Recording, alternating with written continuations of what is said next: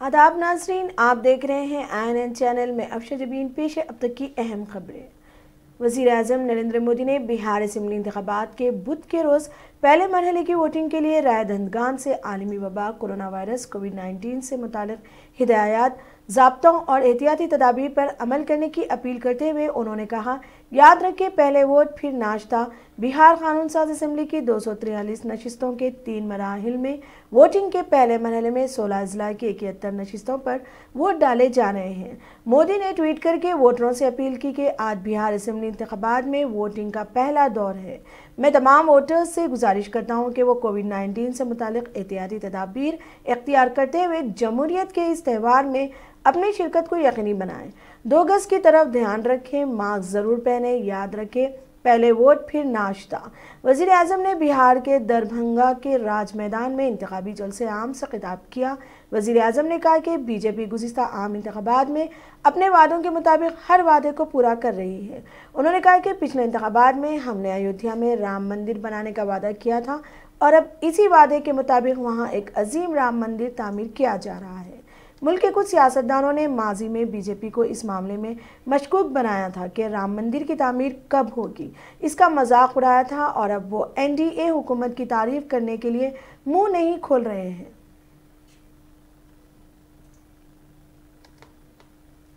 बिहार में पहले मरहले में असेंबली की नशिस्तों के लिए सख्त हिफाजती इंतजामात के दरमियान कोरोना इन्फेक्शन की रोकथाम के लिए सख्त हिदायत पर अमल करते हुए वोटिंग आज सुबह 7 बजे से शुरू हो गई। रियासती इलेक्शन ऑफिस के मुताबिक इन 71 असेंबली हलकों में 71,380 पोलिंग बूथों पर सुबह 7 बजे पोलिंग शुरू हो गई है।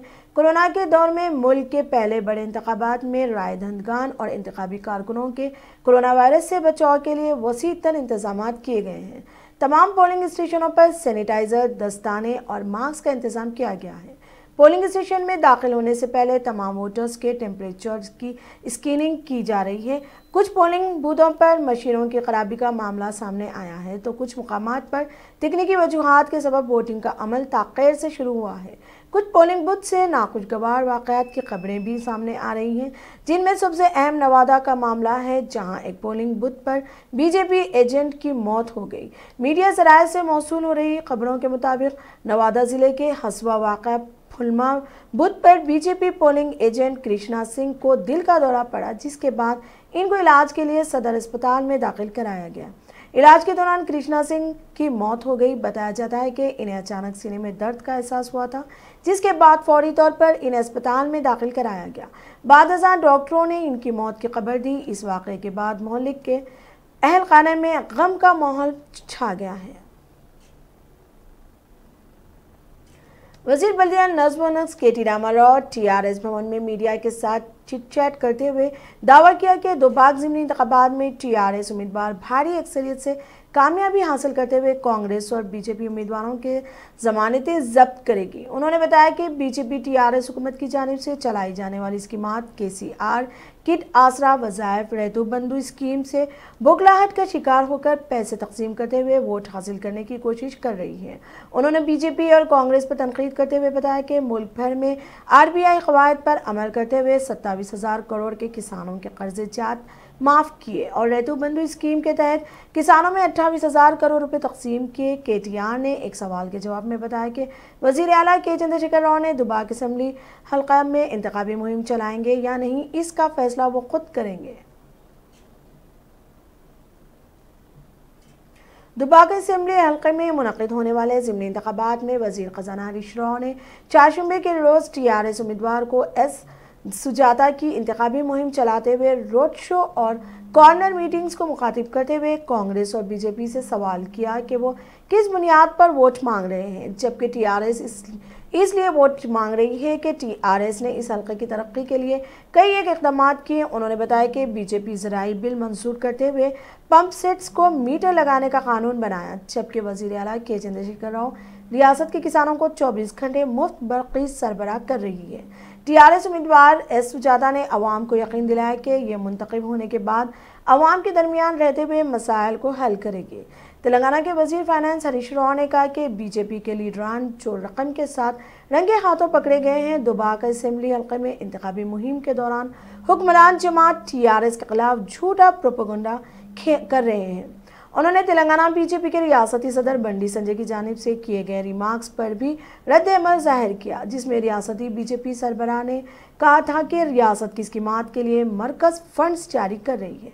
हरीश राव ने कहा कि अगर बीजेपी इसको साबित कर देगी तो वो मुस्तफा हो जाएंगे। बंडी संजय ने कहा था कि मरकज के वर्कर्स को 1600 रुपये दे रही है, जबकि रियासती हुकूमत का इसमें हिस्सा सिर्फ 400 रुपये है। हरीश राव ने बीजेपी के लीडरों के बयान की मजम्मत की और कहा कि मरकज इन वर्कर्स को 16 पैसे भी अदा नहीं कर रहा है। वजीर मौसूफ ने कहा कि अगर मरकज हुकूमत ये साबित कर दे कि वो बैटरी के वर्कर्स को 1600 रुपये अदा कर रही है तो वो असेंबली की अपनी रुकनीत से भी मुस्तफा हो जाएंगे। उन्होंने बंडी संजय को चैलेंज किया कि वो मरकजी और रियासती हुकूमत के फंड्स पर खुले मुबाहिस में हिस्सा ले।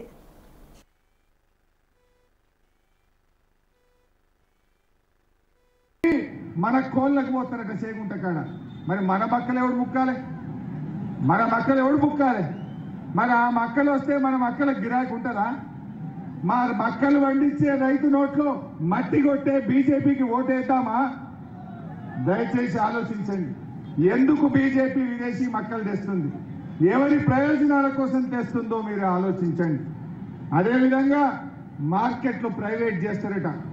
లింగన్న ఉన్నప్పుడు నేనే చేగుంట మార్కెట్ కు పెద్ద గోడౌన్లు కట్టించిన, 10,000 మెట్రిక్ టన్నుల గోడౌన్ కట్టించిన, కవర్ షెడ్ కట్టించిన, సీసీ ప్లాట్ఫామ్ కట్టినాం. ఇవాళ మార్కెట్లన్నీ ప్రైవేట్ చేస్తాం, ఇవాళ రైతుకు మద్దతు ధర లేకుండా చేస్తామని చెప్పి బీజేపీ వాళ్ళు ఇవాళ కొత్త బిల్లు తెచ్చింది. దేశమంతా అట్టుడుకుతున్నది. బీజేపీ మీద అగ్గి గుగ్గులం అవుతున్నారు రైతులు. వరి పంటకు ధర రాదు, మక్కకు ధర రాదు, మార్కెట్లు ప్రైవేట్ పరమైపోతే రైతులు ఆగమైతారని చెప్పి దేశం మొత్తం కూడా పోరాటం అవుతుంది. రేపు రాబోయే రోజుల్లో మన తెలంగాణలో కూడా తప్పకుండా ఈ యొక్క బిల్లులకు వ్యతిరేకంగా పెద్ద ఎత్తున టీఆర్ఎస్ పార్టీ ఉద్యమిస్తుంది అని చెప్పి కూడా నేను మనవి చేస్తా ఉన్నా. మరి ఈ రకంగా రైతు సంక్షేమం కోసం ఇటు కాళేశ్వరం నీళ్లు, కడుపు నిండా కరెంటు, రైతుకు పెట్టుబడి సహాయం, ఎవరన్నా రైతు చనిపోతే 5 లక్షల రూపాయల ఎక్స్గ్రేషియా ఇస్తున్నాం. ఏ కారణం చేతనైనా ఏ రైతు చనిపోయినా మీకు 10 రోజుల లోపల ఇంటికి 5 లక్షల రూపాయల చెక్కు పంపిస్తున్నాం. ఈ పని టీఆర్ఎస్ పార్టీ చేసింది. ఇవాళ మీ ఊర్లలో కల్లాలు కట్టిస్తున్నాం. మీ మక్కలు వడ్లు ఎండబోసుకోవడానికి ఇవాళ కల్లాలు కూడా కట్టిస్తున్నది. కాంగ్రెస్ వాళ్ళను బీజేపీ వాళ్ళను మనం ఒక మాట అడిగినాం, ఈ వ్యవసాయాన్ని ఈజీఎస్ కు అనుసంధానం చేయండి.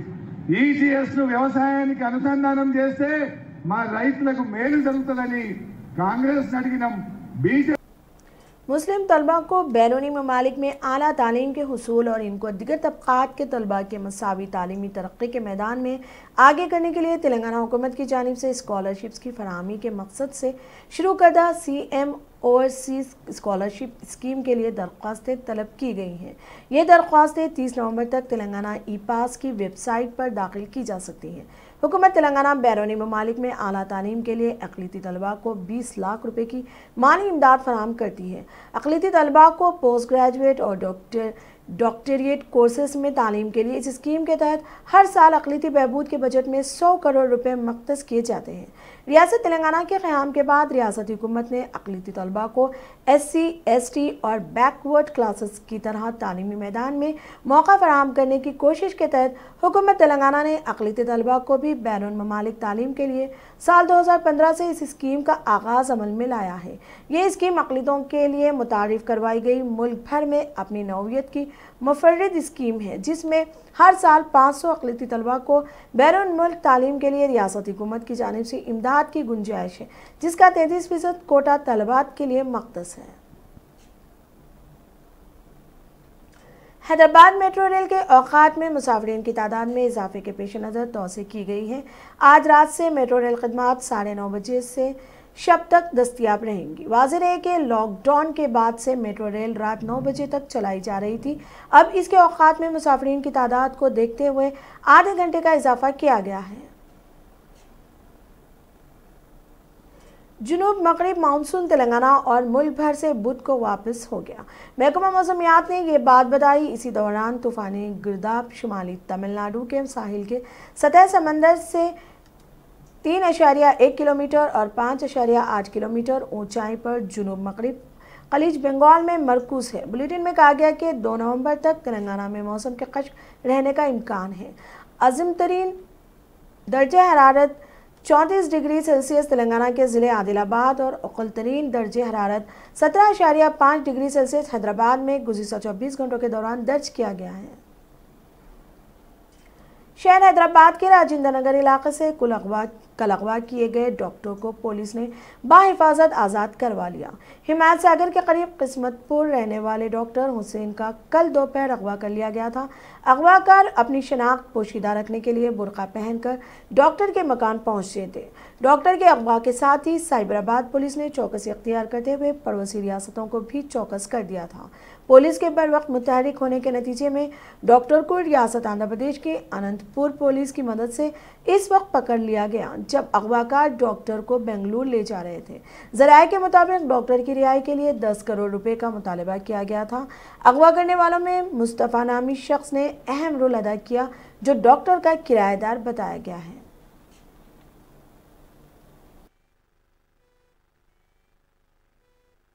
कहाँ पे? किस्मतपुर। किस्मतपुर, हाँ। हैदराबाद का। हाँ, ये काली मंदिर सब उधर गोलकोंडा। कितने बजे आपको पिकअप किए लोग? 1 o'clock। 1 o'clock में 5 मेंबर्स बुरखे में डाल के एकदम आके क्यों मारने शुरू कर दिया।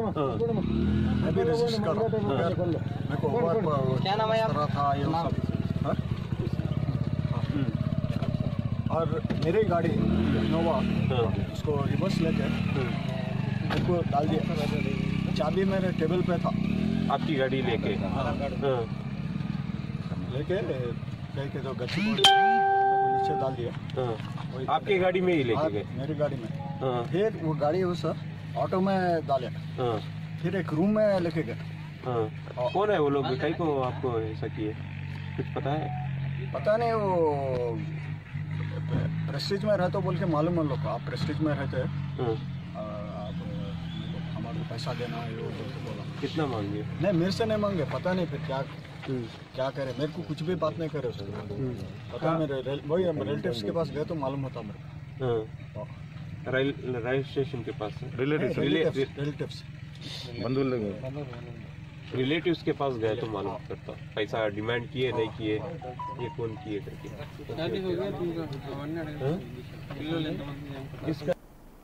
बहादुरपुरा पुलिस स्टेशन से वाबस्ता एक कांस्टेबल ने कामाटीपुरा के इलाके देवीनगर में अपने लड़कों के साथ 3 अफराद पर हमला करते हुए इन्हें शदीद जख्मी कर दिया, जो उस्मानिया अस्पताल में जेर इलाज बताए गए हैं। तफसीलात के मुताबिक बहादुरपुरा पुलिस स्टेशन से वाबस्ता कांस्टेबल बाबूराव ने सैलाब मुतासरीन के लिए हुकूमत की जानिब से दी जा रही 10,000 रुपये रकमी इमदाद हासिल कर ली।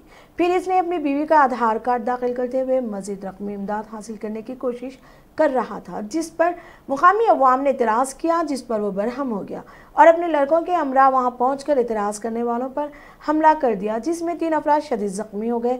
बादशाह कांस्टेबल बाबूराव के खिलाफ कामाटीपुरा पुलिस स्टेशन में मुकदमा दर्ज करवाया गया। इस वाक़े का पुलिस कमिश्नर हैदराबाद अंजनी कुमार ने सख्त नोट लिखते हुए बाबूराव की फौरी मुअत्तली के अहकाम जारी किए।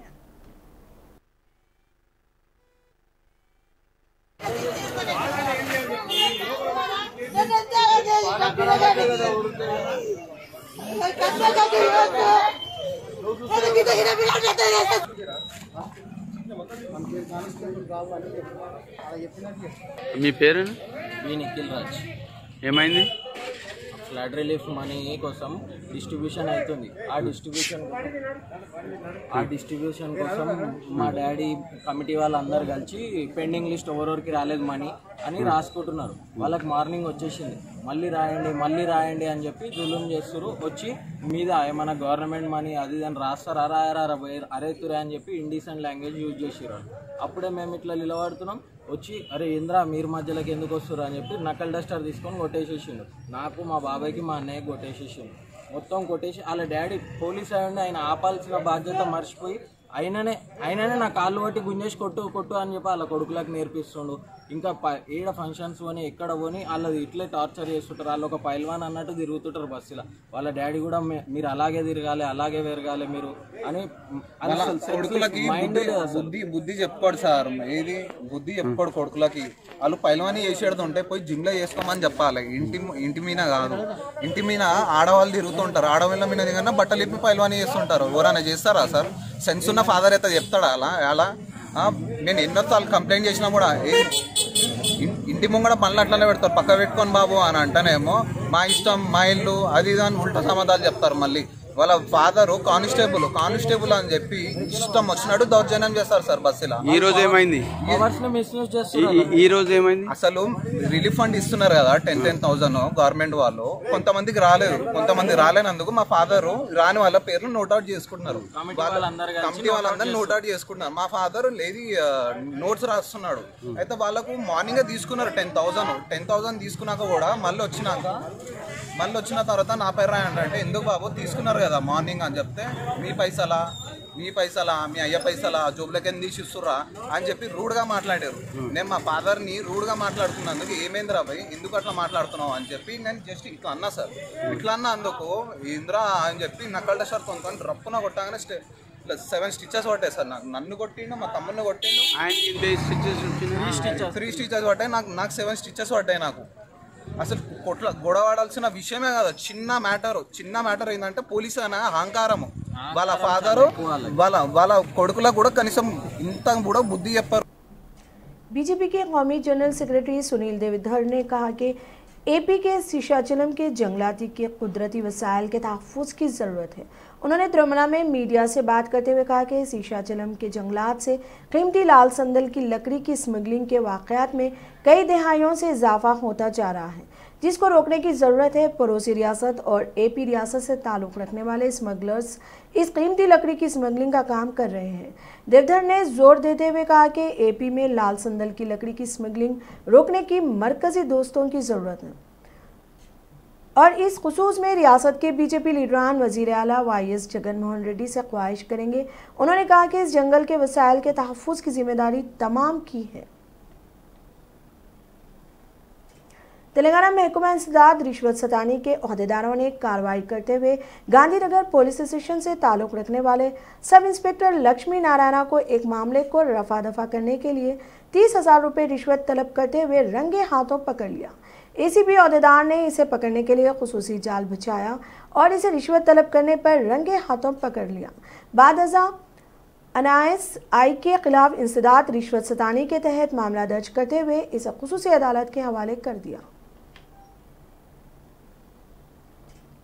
हैदराबाद में हालिया अरसे में हुई तूफ़ानी बारिश और सैलाब से मुतासर अफराद के लिए रियासती हुकूमत ने रकमी अमदाद का ऐलान किया है। इस सैलाब में जहां पुराने शहर शदीद मुतासिर हुआ है, वहीं नए शहर के कई मुकामात भी इसकी लपेट में आए हैं। रियासती हुकूमत ने सैलाब मुतासरीन के लिए मुख्तलिफ ज़ुमरों में फ़ंड्स का ऐलान किया है, जिसमें मौलिकीन के अफराद ख़ानदान के लिए 5 लाख एक्स ग्रेशिया, घर को शदीद नुकसान होने पर 1 लाख, जुज़वी नुकसान पर 50,000 और मामूली नुकसान पर 10,000 रुपये फ़ी ख़ानदान एक्स ग्रेशिया का ऐलान किया है। इसी ज़िम्मन में मेयर बल्दिया हैदराबाद बंतू राम मोहन ने उपल डिवीज़न के इलाके जात का आज दौरा करते हुए मुतासर अवाम में रकमी इमदाद के चेक्स हवाले किए और खिताब करते हुए कहा कि तेलंगाना हुकूमत मुतासरीन के साथ है और इन्हें हर मुमकिन मदद फराहम करेगी।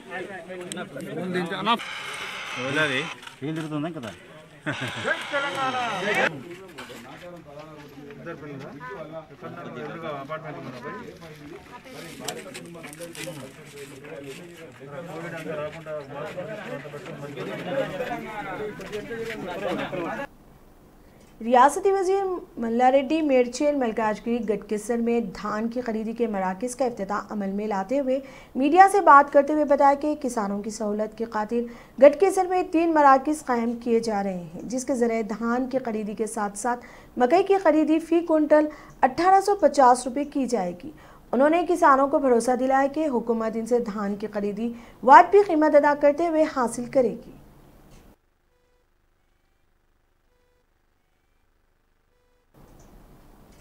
अब तक के लिए इतना ही। देखते रहिए ANN चैनल। खुदा हाफिज।